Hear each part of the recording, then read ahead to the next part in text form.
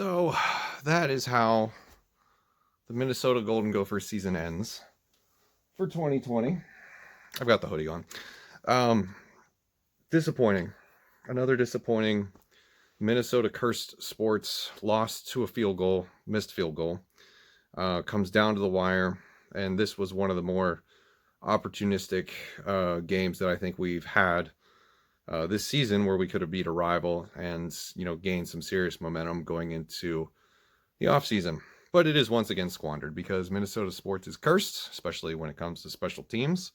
And we are the new factory of sadness. I think Minnesota is slowly, if not already, claiming that title from the Cleveland Browns in all aspects of disappointment, because Kevin Stefanski, one of our own, has gone off to a new land and resurrected the Cleveland Browns, who are now winning and going to the playoffs and looking really good and competent. Whereas the rest of Minnesota, not so good. Anyway, rant aside. Yeah, so I didn't plan on making this video. I just was like, well, I have some raw emotion to get out, so let's hit record and see what happens. I didn't make a lot of videos about Minnesota football this year, from the college aspect, because I don't know why. I don't know the answer to that question. I actually asked myself before I sat down to do this. I made a couple videos. I quit after the Maryland game. I guess I was just joker-fied at that point.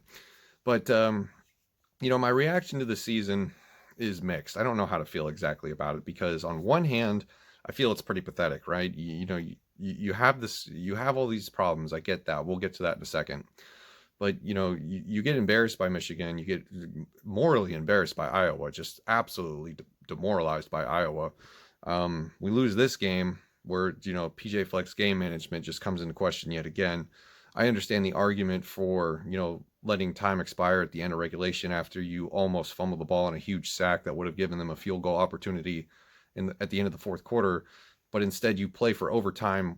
I know 23 seconds left, 2 timeouts, and you just decided to play for overtime. You could have took at least a couple shots down the field just to see what happens. Maybe to Ottman Bell, maybe you draw up defensive pass interference. But instead of giving up the field goal in the fourth quarter, you gave it up in overtime. I mean, you can't get field goals. Why are you going for it? So anyway, it just feels pathetic. The whole season was just really hard to watch, and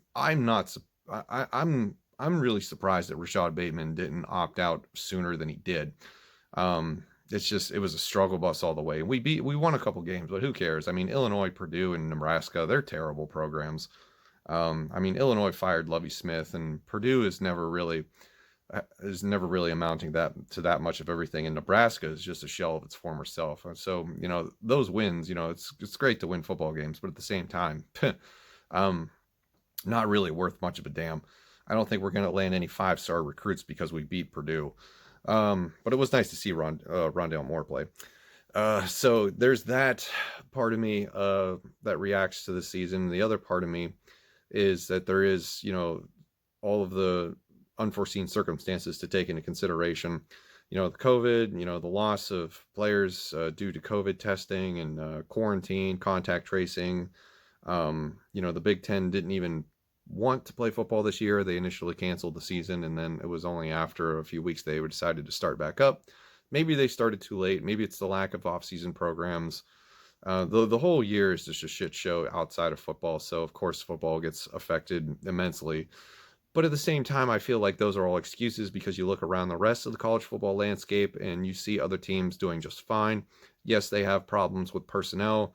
There was a lot of college football games that got canceled this year because they just didn't have enough scholarship athletes to field, certain units of the team, which I completely understand. I honestly don't think college football really even at all should have been played this year, but there are reasons that it did. That's a different discussion. But yeah, and just focusing on Minnesota though, it just feels like they weren't ready. And that I guess part of that goes to the depth issue where, and one of my main concerns coming out of this game and looking ahead to next season is, where is the spark and the fire from players that are going to be taking over after we lose the next group of players to graduation and the NFL draft? Because, I think the one player that I'm not going to be upset about leaving is going to be Tanner Morgan. I'm ready for him to go this season. He just did not look good at all. Yes, I would like the offensive coordinator to be fired. I think he's atrocious. So I'm in that bandwagon as well. And I don't think he did him any favors this year, but it's clear that Tanner Morgan was a one and done. In my eyes, he couldn't elevate anybody around him. He was blessed with the opportunity to have Tyler Johnson and Rashad Bateman, and they're gone. And I think Ottman Bell would be better served with somebody else playing quarterback. I honestly believe that. Ibrahim is going to be tough to not get to see play on Saturday anymore. I really enjoyed watching him tote the rock this year. What just great vision. Really spectacular running back. Hopefully he gets a chance at the next level. Other than that, not much to really be excited about. Not much to be uber confident about going forward. So I don't know. It feels like one of those seasons that it's going to be an asterisk in the history book. You're going to look back on it and be like, yeah, that was the COVID season, no big deal. But at the same time, if you sit and you watched all the games, it's just heartbreak, disappointment after heartbreak and disappointment. So hopefully tomorrow with the Vikings against the Bears, everything will be a lot better. And then I guess we'll just sort of revisit the Golden Gophers throughout the offseason to see if things shake up, if PJ Fleck is still employed. I think that he probably sticks around. I don't see any reason that they would axe him immediately unless they just want to gut the program and start completely over from scratch, which, wow, 1 year, 2 years removed from that season that we had, in 2019, that would be something.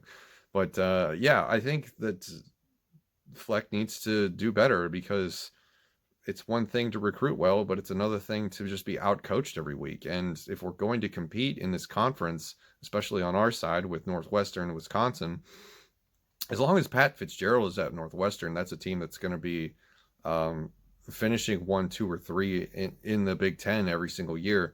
I'm not too worried about everybody else on the other side, because Michigan, Penn State, Ohio State are always going to be good. Penn State was bad this year, I understand, but they'll bounce back. They have the pedigree. Indiana is probably a one-off. They're going to get absolutely poached by the draft and by teams hiring away their coaches. I know one of them has already taken a new job at South Alabama. So yeah, but I mean, Maryland might even be a surprise next year. It could happen. So we have to hope for the best, and we have to hope that the recruits step up in a big way. So it'll be interesting next year to see where this goes. Those are my thoughts on the 2020 Minnesota Golden Gopher season. Not great, but it is what it is. So let's just hope that tomorrow is a better day. Thank you all for watching. Let me know in the comments what you think about the topic at hand, Minnesota Golden Gopher football, and PJ Fleck, the man himself. Thank you for watching. I'll see you in the next one.